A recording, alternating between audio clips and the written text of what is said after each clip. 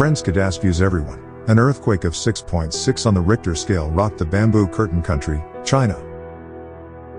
The earthquake with a magnitude of 6.6, on January 7, 2022, occurred in north-central China, occurring as a result of a horizontal fault at a shallow depth.